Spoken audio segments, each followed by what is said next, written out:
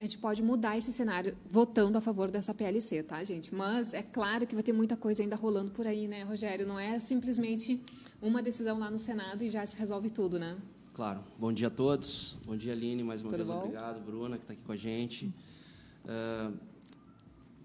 Como eu sempre falo, né, Aline, a construção dos direitos animais, ela se dará por etapas. Infelizmente, a gente não vai conseguir dar um salto Tão grande, com vara né? tão grande assim para já libertar todos os animais.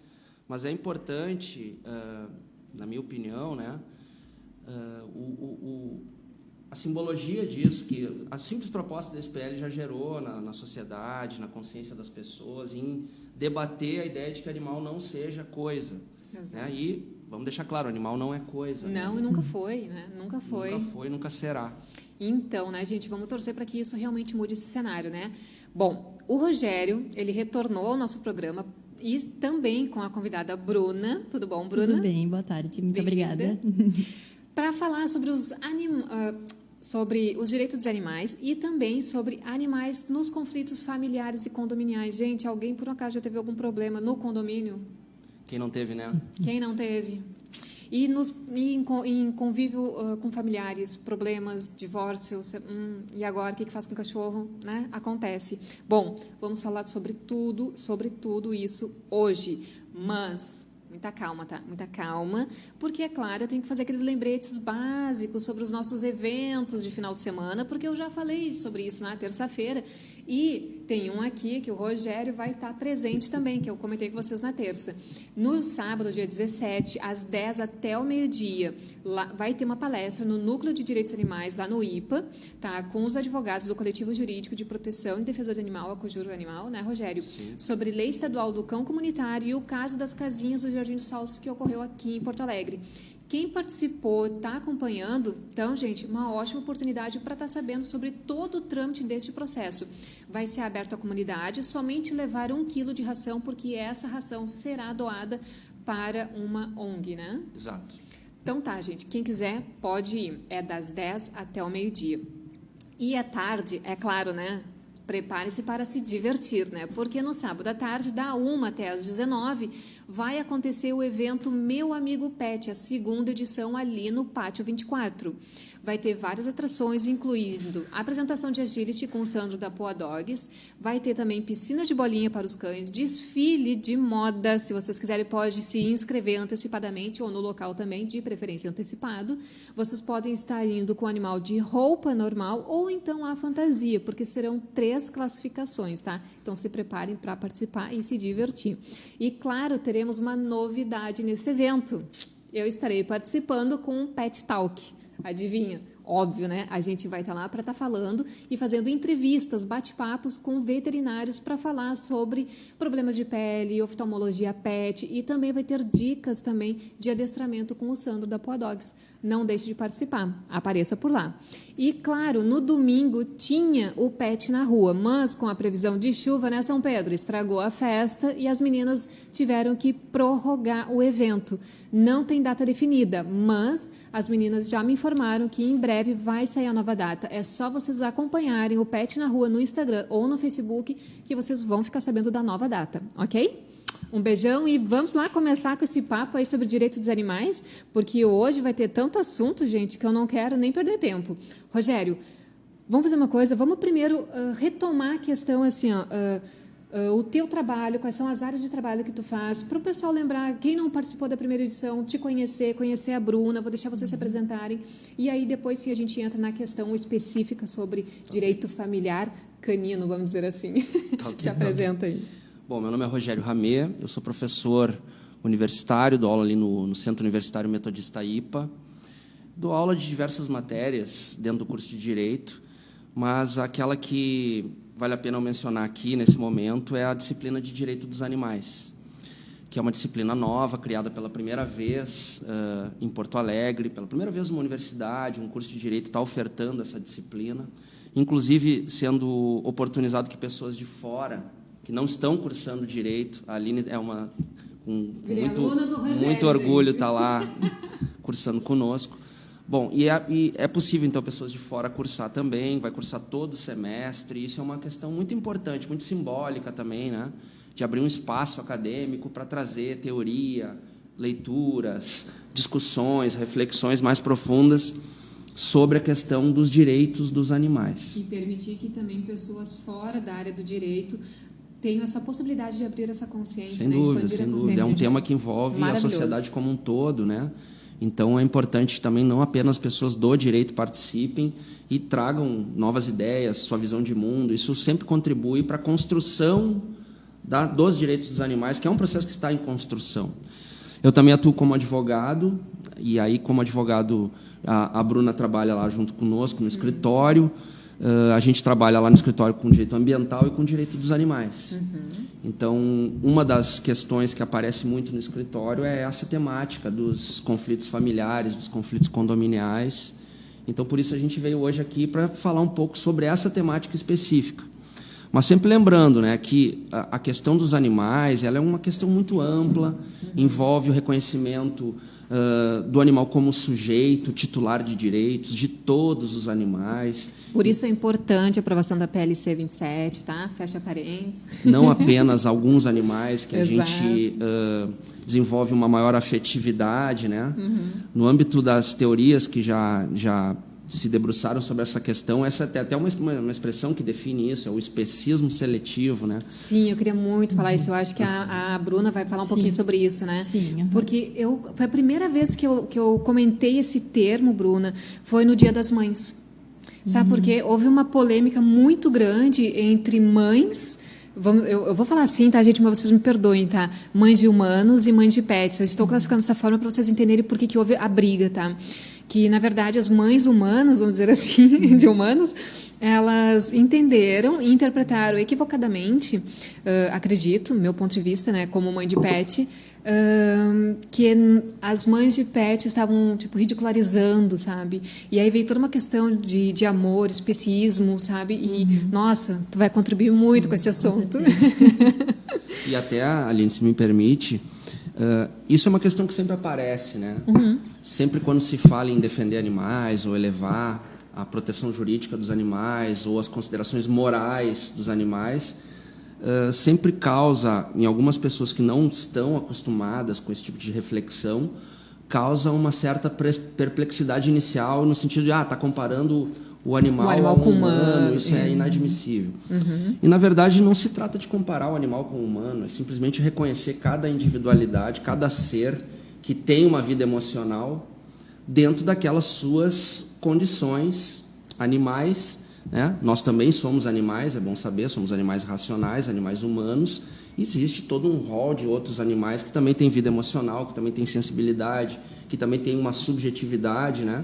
Então, sim, inclusive, esse foi um tema central do meu trabalho de conclusão de curso, em qual eu falei sobre a subjetividade da criança e do adolescente, como foi uma construção social que levou ao reconhecimento dos direitos específicos da criança e do adolescente, pela sua condição peculiar de sujeitos em desenvolvimento. Exato, e como foi uma caminhada da sociedade em reconhecer as crianças nessas condições, que antigamente eram reconhecidas pela sociedade enquanto coisas também, as crianças e os adolescentes. Gente, prestem atenção, olha só o que é conhecimento, gente, não é simplesmente ler, tá? A gente tem que saber sobre história. Olha que perfeito, adorei. Sim, eu fiquei bastante surpresa quando estudei a história da criança e do adolescente, e com esse fato, que a criança e o adolescente eram reconhecidos pela sociedade e juridicamente também, consequentemente, enquanto propriedades dos seus pais. Eles podiam educar elas da forma que lhes conviesse e penalizar elas da forma que lhes conviesse. Eram propriedades dos animais, ninguém se metia com as propriedades dos outros, né? Até que, com o caminhar da sociedade, essa mudança de percepção fez com que a criança e o adolescente passassem a ser reconhecidos enquanto objetos de tutela por parte do Estado, como se fosse um problema a ser resolvido. As crianças abandonadas, delinquentes, infratoras, eram um problema do Estado. E somente recentemente, em 1990, que foram reconhecidos os direitos da criança e do adolescente. E eu vi muito similar à caminhada dos direitos dos animais, né? Sem dúvida. O trabalho da Bruna que ela fez ali, o trabalho de conclusão de curso dela, foi bem importante, assim, um trabalho bem diferenciado, porque traça um paralelo que poucas pessoas se deram conta. Se deram conta, com certeza. Aliás, eu só me dei conta quando eu participei da tua primeira aula, né? Porque um paralelo com esse aspecto histórico humano, e que a gente pode perceber hoje numa evolução da proteção legislativa com relação aos animais, que nós estamos começando a perceber que eles não merecem mais esse tratamento de propriedade, coisa, e merecem sim uma elevação de normas de proteção, né? Então é muito significativo o paralelo que ela traçou, e acho que é um trabalho diferenciado, que vai trazer muito aí no âmbito doutrinário, acadêmico, muito a contribuir. Pode trazer muita polêmica também, porque pode ser que as pessoas não compreendam, né? Mas a Bruna está aqui justamente para ajudar a gente a interpretar da forma correta e deixar um pouquinho o ego de lado, né? E absorver a informação como realmente fonte de informação, tá? Mas vamos falar um pouquinho, então, Rogério, como que o direito dos animais dentro do âmbito familiar ele se deu a criação, né? Porque a gente já começou iniciando falando sobre o que era e como surgiu o direito animal, né? Mas e aí dentro do âmbito familiar? Porque isso começou muito novo. Como é que os juízes encararam isso, né? Bom, isso é uma questão também de evolução, né? De provocação do judiciário, de demandas que começaram a ser interpostas em maior número e que o judiciário, então, precisou dar um enfrentamento um pouco diferente daquele que normalmente dava tempos atrás. O que aconteceu? As pessoas começaram a ter menos filhos humanos e ter mais animais de estimação nos seus lares. Isso já tem números que comprovam a quantidade enorme de animais de estimação que a população brasileira tem hoje atualmente. Inclusive, o número de animais já superou o número de crianças, exatamente, né? O IBGE, em 2015, segundo o IBGE, que é o último dado que a gente tem, o IBGE revelou que são cerca de 52 milhões de animais de estimação, cães e gatos nos lares brasileiros, e 45 milhões de crianças.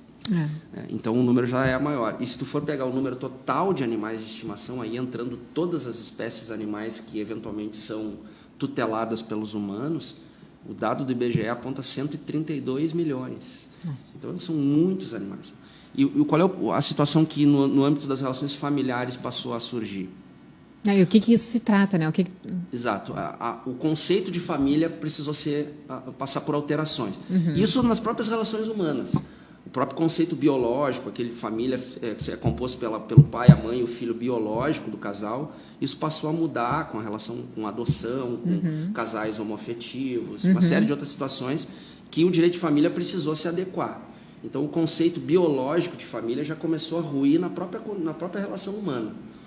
E sobre esse fenômeno de a gente ter muito animal de estimação, o direito de família começou a se deparar, sobretudo no Poder Judiciário, com ações que começaram a aparecer no Judiciário, de pessoas querendo ou disputar a guarda do animal de estimação, quem fica com o cachorrinho ou com o gato, ou com o passarinho, não importa o animal que nós estejamos falando, quem fica com o animal no momento da dissolução do vínculo conjugal e, eventualmente, quando um dos dois se afasta na dissolução do vínculo e não quer ficar mais com o animal de jeito nenhum e nem participar das despesas da criação daquele animal, que a gente sabe que todo animalzinho dá uma despesa, né? Com ração, com veterinário, com medicamentos. Então, o judiciário passou a ter que se deparar com esses problemas. Ora, os dois querem o animal, ora, um não quer, se afasta, ou ora, nenhum dos dois quer. Aí vai para adoção. Daí tem que regular com quem fica. Né? Um dos dois vai ter que assumir, porque é tutor do animal. Entendi. Né? Então, o judiciário vai ter que definir quem tem a guarda. Neste caso é que entra aquele teu identipet? Isso ajuda também? Tu registrar o animal como... O registro, hoje os cartórios eles estão aceitando, a maioria dos cartórios no Brasil está aceitando que tu faça o registro dessa relação de tutoria ou de guarda com os teus animais de estimação. Claro que isso serve no momento em que o casal está bem, né? O casal está convivendo, está união estável, casal... Até pedir a separação, né? A relação conjugal que seja... Né? Até com criança, né? A relação conjugal que seja, no convívio com o animalzinho, dando amor para o animalzinho, está tudo bem, maravilhoso. O bom é que seja feito o registro. Se não se pensa em dissolução do conflito nesse momento, o registro vai servir para quê, Aline? Basicamente, se eventualmente o animal foge, ou te rouba um animal, e eventualmente o animal é encontrado 6 meses depois, tu tem um documento onde tu está registrado a foto do animal e quem é o guardião daquele animal. Então, tu pode, numa relação conflituosa depois, de alguém não querer devolver o teu animal, tu tem um documento que registra que E é tu muito comum as pessoas encontrarem cachorros perdidos com roupinha ou com coleira, ou alguma coisa que deixa transparecer que aquele cachorro ele tem um tutor, mas elas não conseguem encontrar o tutor, aí recorrem ao Facebook, às redes sociais, mas muitas vezes mesmo assim não conseguem, né? Ou até mesmo porque se apega o cachorro já no primeiro dia e fica com o cachorro, né? Eu sei de as história. pessoas que podem ficar com o cachorro, mas E as aí pessoas que depois não. descobre que o cachorro tem dono e fica dos dois em prantos, E, né? e no conflito, na dissolução, o registro serve para tutelar, sobretudo, aquela parte que fica vulnerabilizada na separação. Uhum. Ó, a Raika está dizendo, ó, meu pai já está avisado, separou, paga a pensão. Não, mas é verdade. Daí, se, por exemplo, é uma união estável, pode haver uma situação da pessoa até negar que tenha adotado o cachorro no período da união estável. Então, o registro ele serve também como um documento que garante, ó, na constância daquela união estável, tanto é que os dois botaram o seu nome como guardiões, isso está registrado. Na medida em que há uma separação, tipo, não tem como escapar. Os dois vão ter uma responsabilidade sobre as despesas do animal. Então, aí se fala de pensão, né? Isso ajudaria até no caso do abandono do animal, né? Porque tu conseguiria identificar quem é o tutor serve inicial, pra isso né? também. Eventualmente serve para isso. Legal. É bem interessante, é uma questão importante. E nesses conflitos entre os casais que estão se separando e ambos querem ficar com o animal, ambos têm uma ligação afetiva com o animal, eu penso que também deve ser levado em consideração as emoções do animal, né? Do animal. Porque o animal também se apega aos Sempre seus tem um tutores. que prefere, né? Isso. E aí, no direito da criança e adolescente, tem o princípio do melhor interesse da criança, né? Onde se leva em consideração a relação que a criança tem com o pai, com a mãe, com os pais ou com as mães, no momento de definir a guarda, né? De fixar a guarda. Então, que esse animal também consiga ainda conviver, que tenha o seu lado pacificamente, fixo, né? Com um dos tutores, mas que ele ainda não perca a sua convivência com o outro tutor, né? É o melhor interesse dos animais, no caso. O judiciário está começando a incorporar essa ideia de aplicar, portanto... Já tem jurisprudência? Já tem julgados, já tem uma decisão bem importante do STJ, né, definindo que cabe guarda compartilhada, fixação de visitas para aquele que não fica com a guarda, né? O outro que ficar sem a guarda do animal vai ter direito à visitação, porque também construiu uma relação afetiva com aquele animal. Né? Então, ele também tem direito. É como uma relação de filho. Né? Pais se separam, um dos pais tem direito a visitar. E tem prazo? Por exemplo, tá? Vou falar de um caso que eu conheci. Não vou dar nomes, não se preocupem. Mas, tipo assim, ó, estavam namorando. Aí, tipo, o cara tinha o cachorro, a menina não, né? Daí, eles estavam namorando, ela se apegou ao cachorro. Só que hoje eles não estão mais namorando. Ela pode, teoricamente, pedir para ter convivência com o animal, mas era só namoro, não era casamento. É aí que tá. Não? Para tu aplicar analogicamente, tu precisava configurar um vínculo conjugal. Então, tu precisava ter um tempo para configurar uma união estável. Ok. Senão, em tese, o cachorro é da namorada. Tá. A guardiã do cachorro é a namorada. E essa união estável, ela se dá pelo direito, é 1 ano? Quanto tempo? Ou não? A jurisprudência já flexibilizou isso, não tem tempo certo. O que importa é ficar demonstrado que havia uma intenção de permanência, de conviver permanentemente como casal. Ó, gente, se liga. Então pode ser 6 meses e já configurar. Tipo, viu? juntou as escovas de dente, levou a roupa. Antigamente, lembra que tinha a história que era 2 anos? Aí tinha de gente se separando com 1 ano e 9 meses, ó, cravado. Não, mas isso já está bem flexibilizado. O que importa ótimo. mesmo é comprovar a intenção de viver junto e como um viés de permanência. Tu já teve algum caso específico voltado para isso, nessa questão de separação? Tu atua junto com o Rogério, né, Bruna? Você já participou de alguma ação desse estilo? Sim, a gente já teve alguns casos. É uma coisa assim, não é comum, não é toda hora que surge, mas surge. E muitas vezes as pessoas também não têm a tendência de procurar um advogado especializado na área. Vão num advogado de direito de família, tem muitos profissionais trabalhando e muitos fazendo, inclusive, esse caso. Porque isso aí também já é uma matéria que tu aplica analogicamente a relação das normas que protegem a criança e o adolescente. Então, é uma matéria que tu não precisa ser tão especializado assim, né? Porque aplica-se analogicamente, estuda a jurisprudência, vê que é possível fazer esse tipo de pedido para fixar a guarda compartilhada, ou visita, ou mesmo pensão, e aí o processo tem mais ou menos o mesmo trâmite. E o processo tramita, inclusive, em vara de família. Entendi. Né? Não tem uma vara de meio ambiente que vai julgar esses casos. É verdade. Isso é julgado em vara de família. É o juiz da vara de família que eu vou dizer assim, ó, eu preferia pedir orientação para um advogado especializado em direitos animais. Por quê? Porque eu já tive causos, vamos dizer assim, depois eu conto quando chegar no momento, né, que vai chegar, que é a questão do condomínio, e eu tive orientação de advogado, vamos dizer, considerar civil, né, na causa civil, e me desencorajou total de fazer qualquer ação. E eu fiquei mal na história.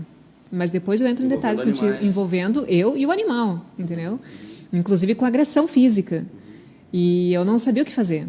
Fiz BO, fiz tudo que tinha que ser feito, mas o advogado me desencorajou. E eu realmente fiquei muito mal com isso, sabe? Então, por isso, eu hoje oriento, quando as pessoas me pedem informação, eu oriento sempre pegar um advogado voltado, sim, ao direito do animal, porque ele não vai te desencorajar. Ele vai te dar coragem, vai te dar segurança que tu tens os teus direitos, sim.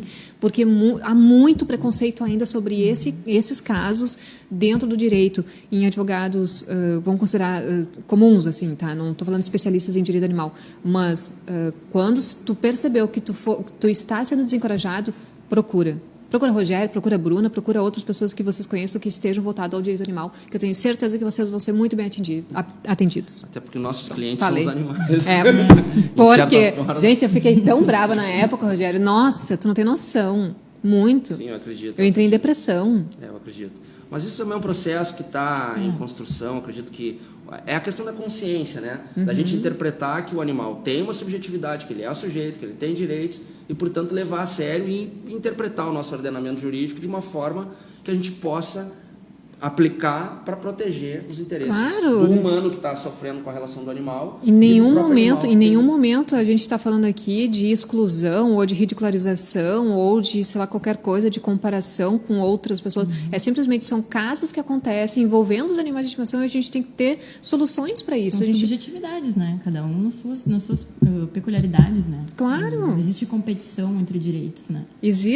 Tem que existir, e existe, né, essa forma razoável, ética, formal, vamos dizer assim, racional de resolver o problema, né? Então, assim, gente, vamos lá, vamos continuar. Valeria eu mencionar aqui também, Aline, que existe também tramitando um outro PL, o PL 62 de 2019. Fala o que é PL. É um projeto de lei. Projeto de lei tramitando no Congresso Nacional, o projeto de lei 62 de 2019, que procura regulamentar essa situação da guarda para animais em caso de dissolução de vínculo conjugal. Guarda e custeio de despesas. Inclusive, estabelecendo critérios para nortear o juiz. Porque uma questão que pode surgir é assim, tudo bem, os dois querem a guarda, com quem fica? Com quem fica? A Bruna pincelou um princípio que rege essa proposta desse projeto de lei, que é o interesse do animal. Sim, perfeito. Então, não apenas as vontades humanas que estão em disputa, mas pensar, por exemplo, agora vou me socorrer aqui da minha tela paralela. Vai. O ambiente adequado para a morada do animal. Perfeito. Quem é que tem o melhor ambiente onde o animal ou está mais acostumado ou tenha mais espaço para ficar? Isso é um ponto que pesa na balança para determinar quem vai ficar com a guarda. A própria rotina, né, dos tutores. Disponibilidade de tempo, condições de trato, de zelo e sustento. Tempo Quem pega, tem né? mais condições para se dedicar ao animal. O grau de afinidade e afetividade entre o animal e os cônjuges ou ex-cônjuges. Com quem o animal demonstra um certo grau de maior afetividade ou afinidade? Porque isso também, muitas vezes, é importante para definir com quem ficará o animal. Às vezes, um deles trabalha o dia inteiro, se dedica pouco ao animal, o animal é mais vinculado a um desses ex-cônjuges, e aí é mais justo, pensando no interesse do animal, que permaneça com essa pessoa, senão vai gerar um sofrimento pelo afastamento, né? E demais, daí, claro, surge um rol, um outro dispositivo que é mais aberto, demais condições que, no caso concreto, o juiz perceber. Daí vai de caso a caso. Caso a caso. Eu vou ler aqui algumas perguntas que o pessoal já está colocando, Rogério. Eu vou dar um oi também para a galera. Que ótimo. Deixa eu ler aqui no teu. Eu e o meu dedo, né? Vamos lá. A Raika está aqui, já está dando um oi. E ela está questionando, e se foi um presente do meu pai para minha mãe, e no caso de acontecer, né, a separação. Uma pessoa comprou e deu de presente. Então ela se refere, né, que ela foi um presente para a mãe dela. Então, assim, isso também pesa na decisão? Quem comprou? Porque daí, vamos dizer assim, o recibo está no nome da outra pessoa, né? Não da pessoa que ganhou de presente. Não, isso é indiferente. A forma como o animal vem parar para dentro do convívio familiar, se ele foi comprado, se ele foi ganho de presente, se ele foi adotado, não importa. Na medida que se consolida uma relação familiar e de guarda sobre alguns animais, tu pode não ter registro nenhum, mas tu tem uma situação de fato. Tá. Então, tu tem uma guarda, uma relação de guarda, de tutoria, como se filho fosse. Esse é o entendimento. Tá. Hoje, a família ela perdeu esse critério biológico. Os animais de estimação, segundo a jurisprudência, segundo a doutrina, estão integrando a família. Essa palavra família multiespécie, ela é existente, ela é fato? É uma construção doutrinária, tá, para definir esse modelo familiar. Não é só uma terminologia que foi criada para dizer que porque eu tenho animal de estimação. O direito ele já reconhece isso. Vários trabalhos acadêmicos, publicações e decisões judiciais que começam a falar que o critério biológico e o pertencimento a uma espécie não é o que define o conceito de família hoje mais. Então, mesmo que o animal seja adquirido em condições como essas, que foi citado agora, à medida que ele passa a conviver na relação familiar, ele passou a integrar a relação familiar. As pessoas vão nutrir amor por esse animal e, eventualmente, no litígio familiar, vão disputar com quem fica esse animal. E aí não importa se um ganhou de presente, o animal passou a ser da família. Vai ter o pai, vai ter a mãe humana, e no rompimento dessa relação poderão ou disputar a guarda, ou o juiz vai ter que fixar, no caso de ninguém pretender ficar com a guarda do animal. Eu já vou falar sobre guarda compartilhada. Antes disso, eu vou só dar um oi aqui para o Diário de um Labrador, que ele está dizendo, aqui, além do pai e da mãe, agora tem para chegar uma maninha pequena. Falta um mês. Parabéns! Parabéns! A Raika está dizendo que é amor, que vem com muita saúde, isso aí. Vão continuar acompanhando. E com relação à guarda compartilhada, existe já essa possibilidade no caso de que um e nem outro ficam, então, exclusivamente com a guarda? Tem essa questão? A guarda compartilhada, Aline, ela é assim, ó. Um vai ficar com a guarda, o animal fica com a guarda de um humano, tá? Ok. O outro tem direito a visitações que o juiz poderá aplicar em períodos pré-estabelecidos ou poderá, se haver um mútuo acordo ali, fixar com mais flexibilidade, digamos assim. Tá? Em casos de conflitos mais severos, o juiz vai delimitar, é só os domingos, ou é só os sábados, é só dia tal do mês. Tipo litígio? Litígio mesmo, inclusive para evitar que haja o contato entre os humanos, que pode dar confusão. A gente sabe que, às vezes, a separação envolve uma carga emocional que tu não consegue superar de imediato e isso se perdura por um bom tempo, às vezes até pela vida toda. Aí vem o ranço. Então, mas o compartilhamento é esse. Não é que vai ficar 6 meses com um, 6 meses com outro. Fica com um, mas o outro tem direito... Pode passar os finais de semana, pode passar... Não, é que eu achei que tinha assim, a possibilidade... Olha só, a Aline, né? As perguntas. Rogério, me perdoe, tá? Mas eu vou fazendo pergunta de leigo mesmo. Tipo assim, eu imaginei que podia ficar, sei lá, segunda, quarta e sexta e domingo com a mãe. Havendo o acordo... Isso. Eu não sei se esse tipo... existe isso. A guarda compartilhada das crianças mesmo, também não é... As pessoas tendem a pensar que é o revezamento, né, de dias, é o filho de mochilinha. Isso, pecado. Mas não é, na verdade, é a mesma lógica das visitações. Né? Tá, até entendi. Pensando no bem-estar da criança e, nesse caso, do animal. Né? Sim, né? Imagina se uma criança tem problema psicológico com relação a isso. Né? Imagina um animal que não entende nada. Né? Tipo, aliás, mas, claro, né, Aline, como se trata de uma aplicação analógica, não tem um regramento específico para as relações com os animais, podem as partes acordar. Tá. Outro modelo de compartilhamento. Pode ser em função do dia a dia, vai viajar, daí fica... Aí no acordo, né? Aí tem tipo assim, se separaram, mas são amigos, se dão bem, conseguem conversar, conseguem combinar isso. Aí nada impede que fique 3 meses com um, 3 meses com outro, 3 meses com um, 3 meses que é o ideal, outro. Né? Evitar o litígio no judiciário e fazer um acordo, né? Entre isso como ela disse, às vezes nem vai parar no judiciário. E aí isso se resolve até mais rápido, né? Sim, com certeza. O bom senso sempre é melhor, né, gente? E a questão de pensão, ela já existe hoje na prática ou é só para casos realmente muito extremos porque foi o litígio mega disputado? É a mesma lógica. não tem lei que determine ou que diga que, em caso de separação, faz jus à pensão alimentícia para animais que estivessem convivendo durante o convívio familiar. Mas se aplica quando provocado o judiciário, quando uma das pessoas que fica com a guarda do animal e se vê em condição de dificuldade financeira para continuar subsidiando as despesas, a ração, os custos veterinários, ou porque o animal adoece e passa a ter um tratamento mais caro. Então, é possível, nessas situações, a pessoa entrar na justiça e fazer o pedido de compartilhamento das despesas. Perfeito. E aí se fala em pensão, numa analogia com a pensão alimentícia, que a gente já sabe que cabe para os humanos, né? Para filhos, para parentes, enfim. Tá. E aí, para os animais, o judiciário tem já casos de condenação, sobretudo de homens, né? Que geralmente a situação acontece dessa forma, o homem se afasta mesmo e deixa o cachorrinho com a mulher. Que nem os humanos? É bem parecido com a relação com os humanos. E aí o judiciário Só tem uma coisa casos, que não muda, né? Mas isso não é regra, poderia ser a situação oposta. O que fundamenta a possibilidade disso é aquele que detém a guarda, seja homem ou seja mulher, e não ter condição e precisar pedir um recurso financeiro para aquele que era guardião durante o convívio familiar também. Ai, vamos lá, gente. Então, né? é possível, não esqueçam. Guarda compartilhada, fixação de visitas e pensão alimentícia para animais nos casos dos conflitos. É possível. Mas é possível. Avaliando bem o bom senso, né, gente? Com certeza. O melhor é sempre acordar e não levar para o judiciário, mas quando não tem chance, tem que ir e fazer valer os direitos, que são dos animais também. Se tu pensar, nós estamos falando de direitos animais aqui. Não é só de direitos humanos em dividir a despesa.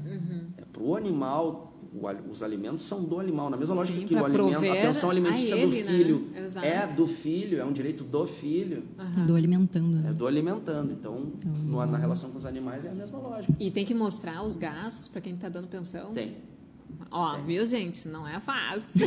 Não dá para sair pedindo o que quiser. Tem que comprovar a despesa e aí a impossibilidade de arcar sozinho com aquela despesa e aí faz jus ao... tem que ser o justo, né? Tem que ser o justo para os dois lados, né? Com certeza. Essa é a lógica. Por isso que é justiça, né? E sobre os direitos de animais em condomínio? Bom, vamos falar sobre essa... Essa aí eu sei que é bem pesada. E aí...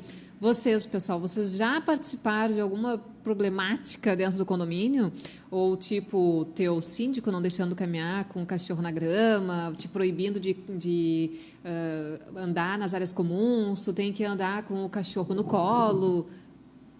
Não, né, gente? Rogério, Bruna, podem falar.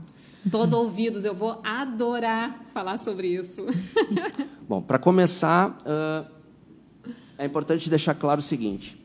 Nas relações condominiais, tem uma regra básica para o convívio harmônico em condomínio.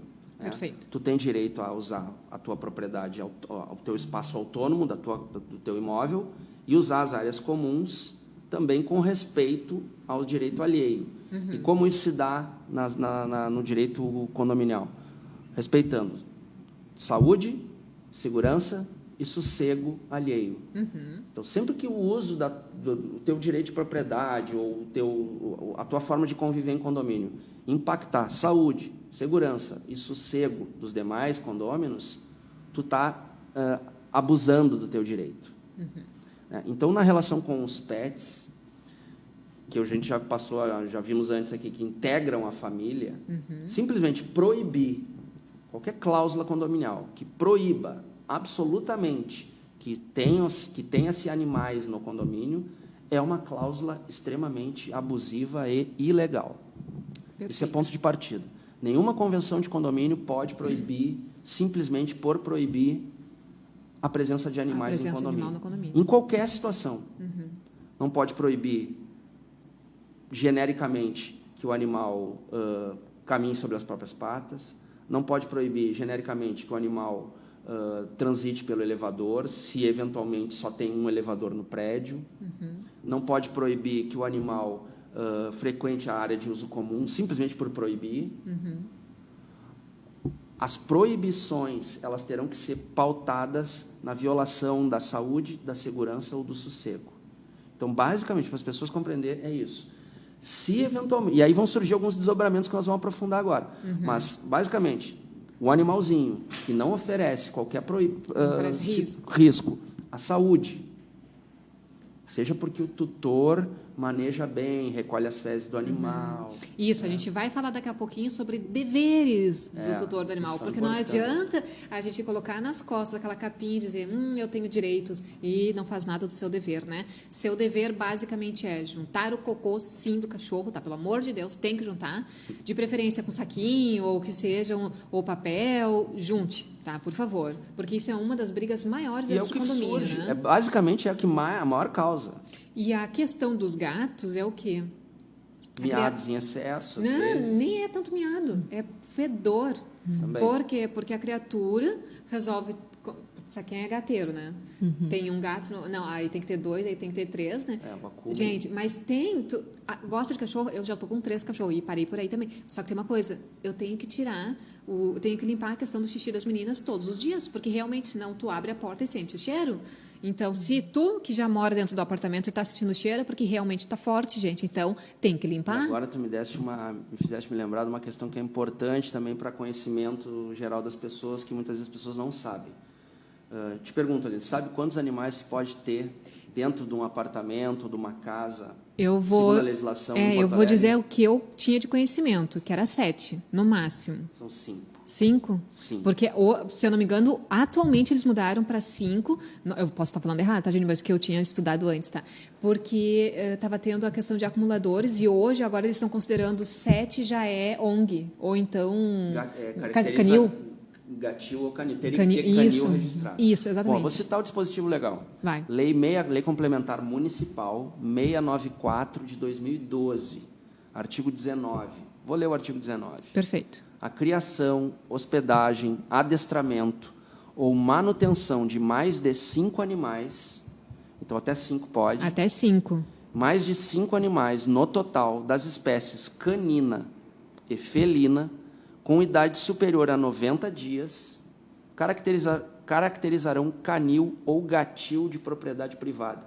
E aí, nessa situação, tu vai precisar registrar isso junto à Secretaria Estadual do Meio Ambiente. Nossa. Antigamente era na SEDA, Isso. mas agora tem que registrar na SMAN, né, nas mãos, que tu tem um gatil e obter autorização, porque aí, para obter essa autorização, vai um fiscal da prefeitura na tua propriedade para analisar questão de ambiente mesmo, se tu tem espaço para o bem-estar de mais de 5 animais.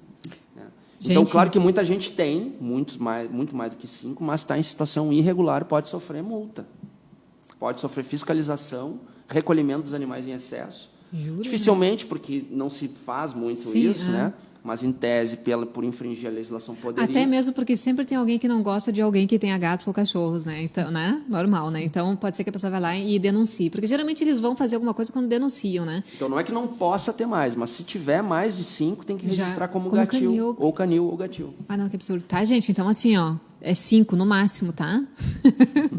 Pode ter mais, mas daí... Né, tem que ter as estruturas de canil e gatil. E se a pessoa mora em casa? Também é proibido? É 5, ponto? Só se ela conseguir construir um gatil, um canil na sua casa. Tá, ok, já entendi. Aí pode. Tem que ter canil.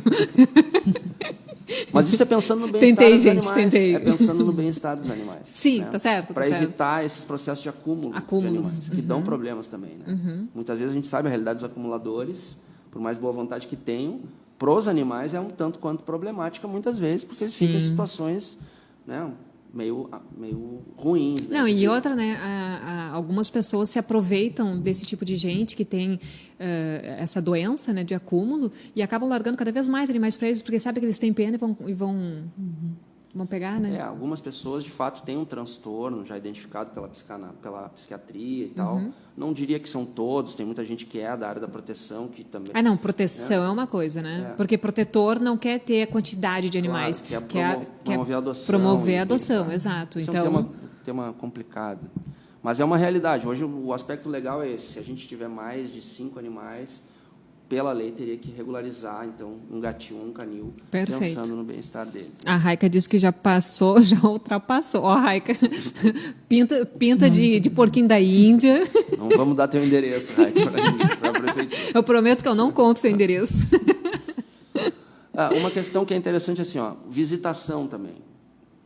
Será que pode o condomínio proibir que alguém visite o condomínio com animais? O Pet... já vamos falar. O Pet Salão está dizendo aqui, ó, vixe, tô frito, tenho 2 gatos e 9 cachorros. A Lu, eu fui buscar um amigo uma vez e o síndico não deixou usar o elevador. Ah, boa. Ele vai acabar de... Vamos falar exatamente sobre isso, Lu. A Lu, ela tem um tax dog, tá? E ela foi buscar um cliente, né? E aí não permitiram que ela descesse com o animal pelo elevador. Isso é outra norma que é abusiva, né? A gente já sabe que, por várias razões, às vezes tu tem uma pessoa idosa, né, que tem um animalzinho e ela não consegue descer pelas escadas. Às vezes tu tem um animal de um peso maior porte, e tu não vai obrigar que a pessoa, né? A gente sabe, nem todo mundo tem força física para levantar seus animais e encarar uma jornada escada abaixo, né? Ou então 2, né, um de cada lado. Então, o que se prevalece muitas vezes é o seguinte: existem prédios que têm 2 elevadores, social e de serviço. Aí não se caracteriza, já vi decisões que dizem assim, não caracteriza uma cláusula exorbitante determinar que o animal use o de serviço. Justamente porque eventualmente ele pode fazer uma necessidadezinha ali dentro do elevador, daí que faça então no outro. Né?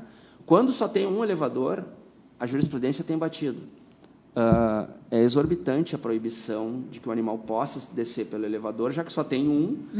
Do contrário, teria que obrigar que todos os condôminos usassem a escada com seus animais, e isso teria que daria muito mais problema. Porque ia ter situação de idoso, de criança, de pessoa... Ela, por exemplo, é prestadora de serviço, o animal não é dela. Exato, também. Então, para visitações, pessoas que chegam para te visitar no condomínio com um animal, e obrigar que suba pela escada com um animal no colo. Tem condomínios que proíbem até de tu entrar com o animal. Né? Teve uma vez que eu fui visitar a minha irmã e eles não quiseram, e aí eu fui obrigada a dizer, olha só, tio, não é bem assim.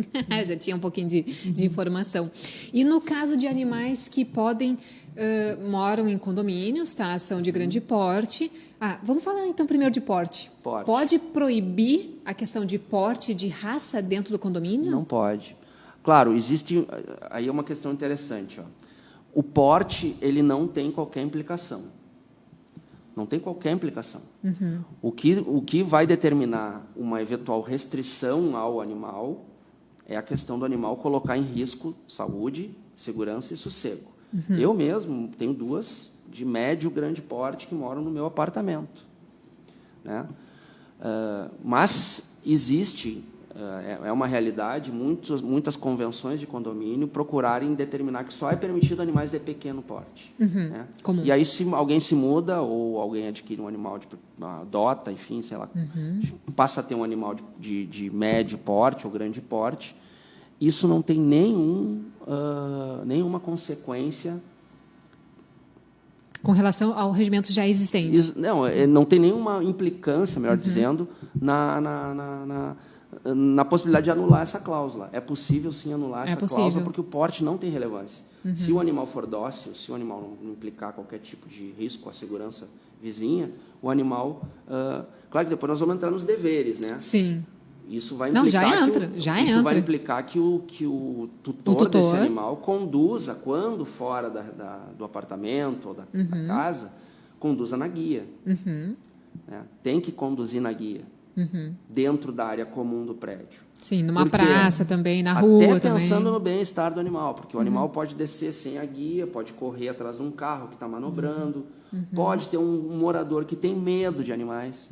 Isso é muito comum. Muito comum. Então, a pessoa, ao ver o animal, se assusta e pode se machucar, ou pode cair, ter um surto. Exato. Né? O animal pode se assustar. Ou o animal pode ver um outro animal correndo no portão e, em função disso, provocar alguma situação de acidente, destruir alguma coisa no jardim.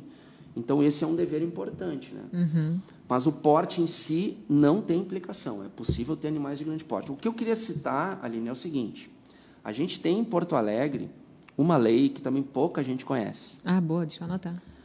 Não é em Porto Alegre, é uma lei estadual, aqui do Rio Grande do Sul. A lei estadual 12353 de 2005.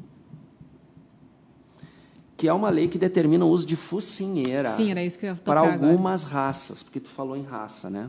Algumas raças.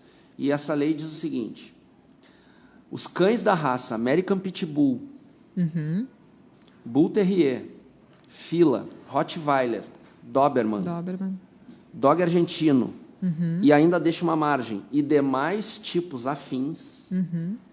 Ou cães com características de bravo, né? Exato, afins dessa tipo de raça. Porque, às vezes as raças vão sendo modificadas, vão surgindo. Esses cachorros que têm um aspecto de esportivo, um tanto quanto de força, né? O que diz o artigo 2º dessa lei? Os cães especificados nessa lei somente poderão circular em logradouros públicos ou vias de circulação interna de condomínios, ser conduzidos por pessoas capazes, ou seja, maiores, não crianças, com guia curta, máximo 1,5 m, munida de enforcador e focinheira. Ah, ele fala do enforcador. Fala do enforcador e focinheira. Que permita a normal respiração e transpiração do animal. Claro, não tem que ser um enforcador absoluto, né? Mas isso botou é um enforcador, acabou, chocante. respira. Né? Essa lei é um tanto quanto chocante para muitos proprietários de animais dessa raça. Eu conheço alguns que têm, os animais são dóceis, mas a lei ela meio que rotulou esses animais como perigosos. Então há essa lei estadual. Sim. E é aconselhável para aqueles que são tutores desses animais usarem a lei. para o caso desse animal se envolver num acidente, morder alguém. E já aconteceu. E principalmente aí, na praça, essa lei né? vai ser invocada pela vítima, né? Porque a pessoa teria que estar com o animal na guia e com o enforcador e com o focinheiro. Perfeito. Gente, eu já vou ler aqui as perguntas de vocês, tá? Eu vou fazer só mais uma aqui para o Rogério antes disso. Ou para a Bruna também. Bruna, tu fica à vontade de responder, tá? Porque eu sei que no caso do cão que é considerado bravo, vamos dizer assim, independente de raça, ele vai o condomínio ele pode exigir que ele use a focinheira, né? Sim, sim. Porque, na verdade, o que pode provocar, como acontece no caso lá onde eu moro, é que o cão, ele na verdade, ele tem uma... Com a tutora dele, ele tem uma reação. E se ele está com o passeador, ele tem outra reação.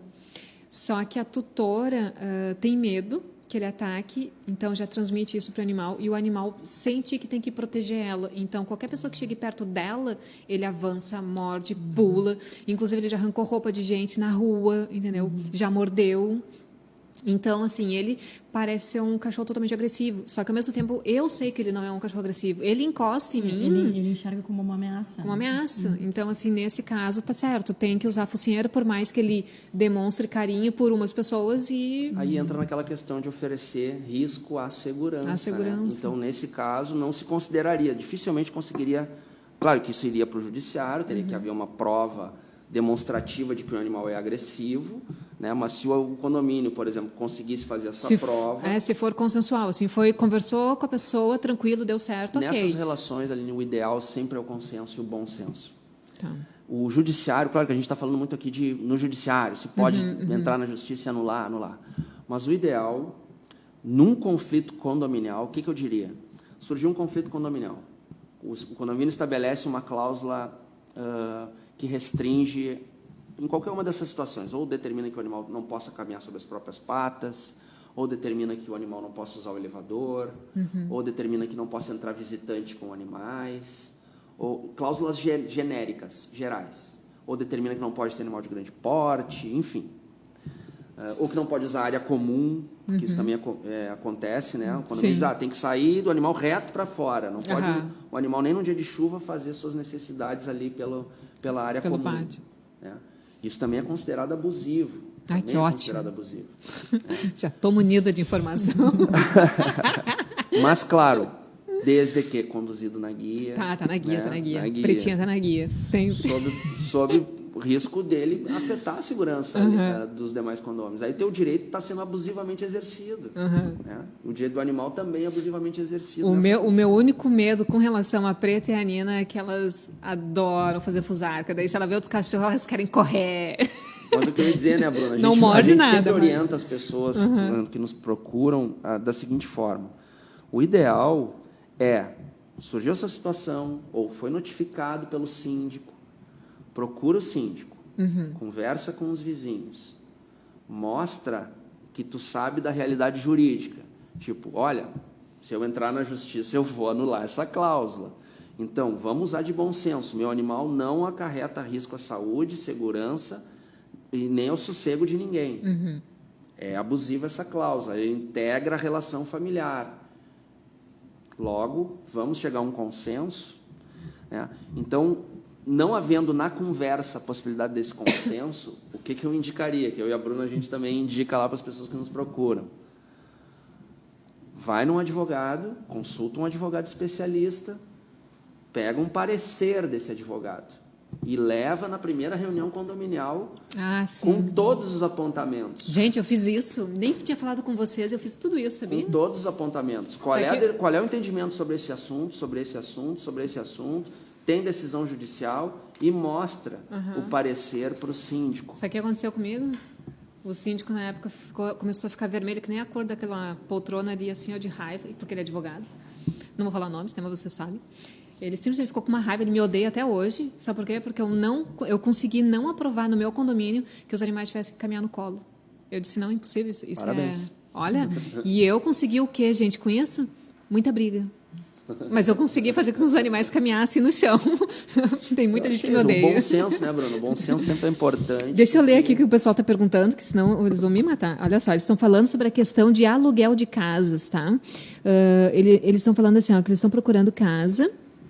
E aí o dono do imóvel está cobrando a mais de aluguel por ter que a pessoa que está querendo alugar tem 2 cachorros. É casa possível? Casa para veraneio, assim, Não, casa para morar. Casa para morar. Aí ele comentou que lá em Floripa é muito difícil alugar casa quando se tem animais ou crianças. Os proprietários deixam bem claro isso. Eles já colocam que não aceitam pet ou crianças. Olha só, que ótimo. A questão do aluguel é um pouco mais complicada, né? Porque o aluguel, o imóvel é privado e a pessoa pode estipular as condições e as cláusulas que ela estabeleça. Então, às vezes, ela pode ter uma mobília e ela pode ter uma visão que o animal pode prejudicar e ela pode restringir. Aí é uma situação diferente que aquele que está procurando o imóvel vai ter que se adequar. Muitas vezes é mais comum aparecer esse tipo de reclamação em pessoas que estão procurando uma casa para veraneio, quero alugar uma casa no verão, na praia tal. Mas hoje, e aí tem várias casas que restringem, que não permitem os animais. E aí não tem muito o que fazer. Não tem o que fazer, porque é um direito do titular, dono do imóvel, alugar para quem ele queira. Né? Mas tem já opções, se vocês procurarem, tem já imobiliárias que já colocam se o tutor aceita ou não o pet. Isso acho que, graças a Deus, veio lá de São Paulo para cá, para baixo, eu digo, né? Então já tem essas imobiliárias que já tem a opção, né? Permite animal. E outra, né? Tu já seleciona ali na busca, né? E já, no momento que está procurando, já fala, seja sincero, né? Não minta, né? Tipo, aluga a casa, um apartamento e não conta que tu tem um animal de estimação, né? Porque isso quebra... um problema futuro, né? Evite o problema futuro. Quebra boa-fé, né? Quebra boa-fé. Boa. Tu falaste também a questão do condomínio, né? Da pessoa. A gente não falou dos deveres ainda. Boa, vamos lá. Basicamente, eu pontuaria, a gente tem uma sequência de dicas, né? Não são deveres pontuados em lei, mas são dicas para uma boa guarda, o exercício bom dessa guarda. E para harmonia, né? E para harmonia condominial, para evitar os conflitos. Viver em condomínio é isso, né? A gente tem que viver em harmonia. Com certeza. Tem que saber viver em harmonia. Então, basicamente, a primeira dica seria usar guia e conduzir o animal na guia, próximo ao corpo, quando nas áreas de uso comum do condomínio. Esse é o primeiro aspecto importante. Por mais adestrado, por mais dócil que Deixa eu seja. só fazer um adendo. Se for gato, rede, tá? Porque já aconteceu de gato ficar saindo, dar aquela passeadinha e depois ele volta. Só que, lembrando, tem carro no condomínio, né? Então o gato também pode ser atropelado. E outro gato adora dormir em cima do motor do carro, né? Então, rede para os gatinhos. Vai.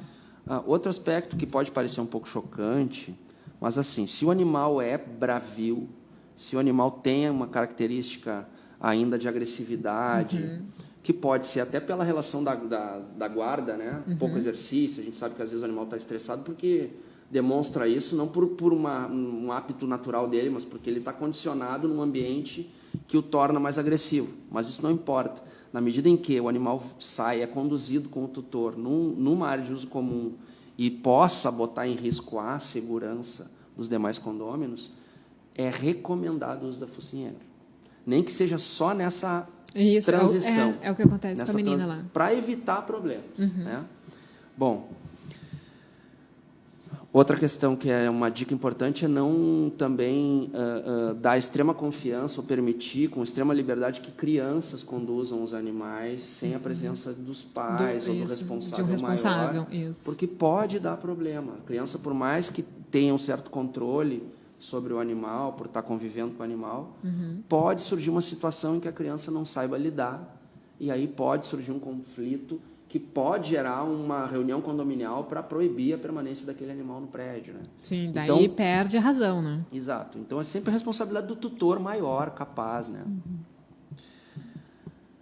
Bom, prezar sempre pela segurança dos vizinhos, dos funcionários, respeitar também as hipóteses em que as pessoas possam ter medo de animais. Tem gente que tem fobia de cachorro, tem gente que tem fobia de gato, não pode ver. Tem gente que não gosta pode mesmo. Pode ser teu vizinho de porta. Exato. Então, evita. Por exemplo, se tu vai pegar o elevador com um vizinho que tu sabe que não gosta, espera ele subir, né? Exato. Deixa voltar o elevador. Sempre pensando que os vizinhos, a gente mora com eles, né? Então, uma convivência pacífica e saudável é sempre o melhor, né?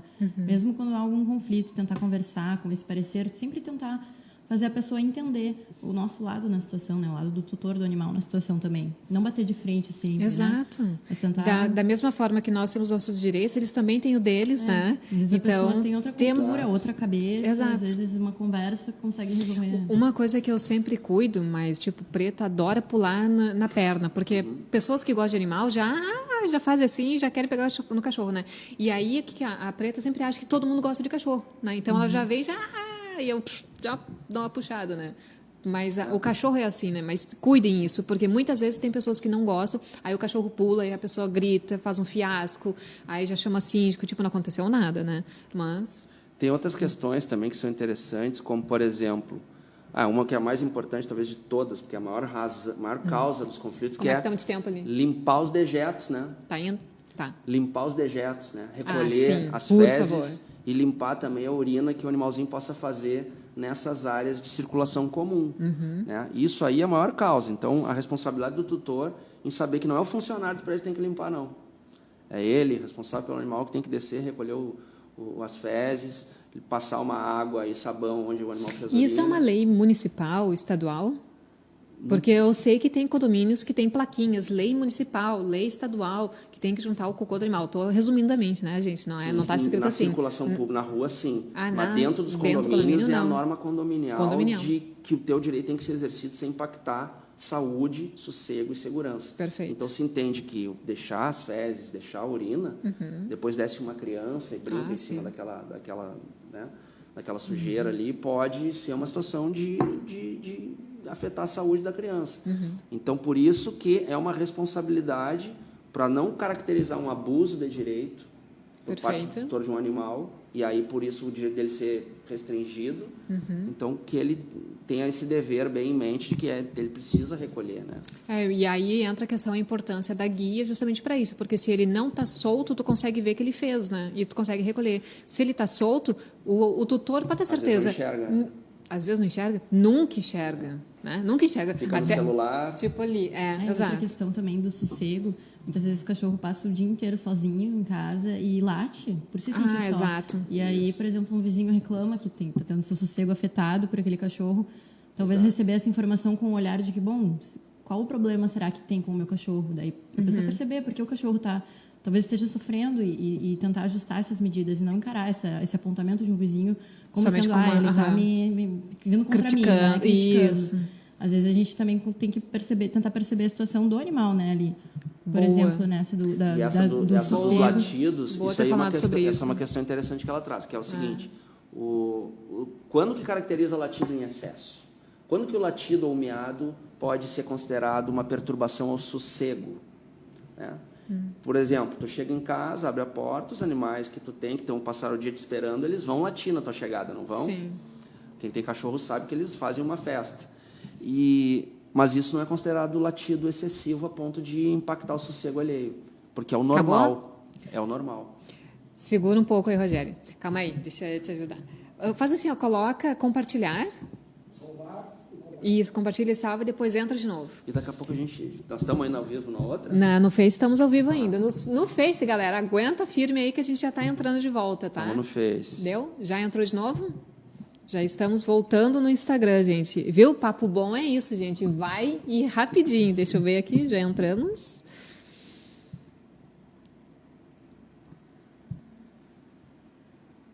Entrou? Espera aí. Nós vamos até que horas, mais ou Acho menos? que no Instagram ainda não.